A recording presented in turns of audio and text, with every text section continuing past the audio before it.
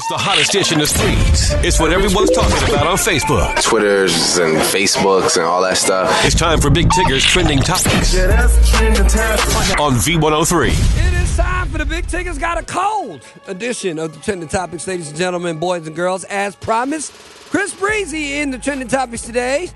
He says he'll take his chances at trial. The Trouble Singer appeared in court Wednesday in Washington, D.C., where he rejected a plea deal for a misdemeanor assault charge. He picked back up in October. The charge led to a L.A. judge's recent decision to revoke Brown's probation for his assault case against Rihanna. According to the Washington Post, Brown's bodyguard also rejected the plea deal on Wednesday. Another hearing is scheduled for February 20th.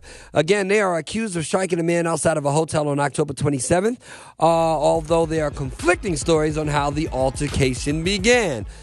Speaking of altercations, ladies and gentlemen, boys and girls, I told you back in the day, matter of fact, it had been like last summer, when B. Scott apparently was upset with BET. The story continues. TMZ has obtained some pretty explosive internal emails between BET executives who candidly admit that they ordered B. Scott, who is a transgender host, to change clothes. B. Scott is suing the network, claiming he was ordered to 86 his flowing blue tunic, black pants, hair, makeup, and heels because they wanted him to look more like a man, even though they knew he was a transgender person. During last year's BET Awards pre-show, Scott appeared in his garb for the first segment. It appears he was ordered to change clothes and remove makeup. They have acquired some emails, apparently, allegedly, from Stephen Hill, who said, quote, "I don't want looking like a woman, B. Scott. I want tempered B. Scott." Network VP Rhonda Cowan offered, quote, "I can speak to him about being less womanly." There's a whole bunch of things going back and forth. BET then denied the situation.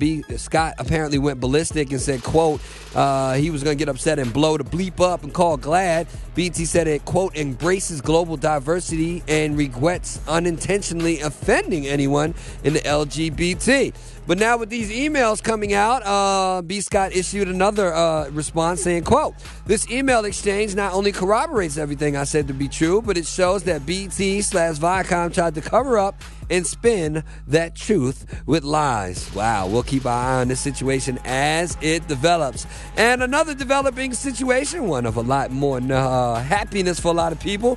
It is official. Outkast is reuniting at Coachella this year. The group is among the headliners for the annual Music and Arts Festival in California on April 11th. The festival's open tonight. Outkast will take the stage for the first time in nearly 7 years. Other performers include A$AP Ferg, Lorde, Nas, Kid Cudi, Pharrell, and Calvin Harris. The multi-weekend festival will take place April 11th through the 13th, as well as April 18th through the 20th. Visit Coachella.com for more information. That's going to do it for the Trending Topics, people. If you missed any part of this conversation, head on over to V-103.com, where you can not only listen to it in its entirety, you can see my "I really shouldn't be at work" face. Stay tuned. More Big Tigger Show happening right after this on V103.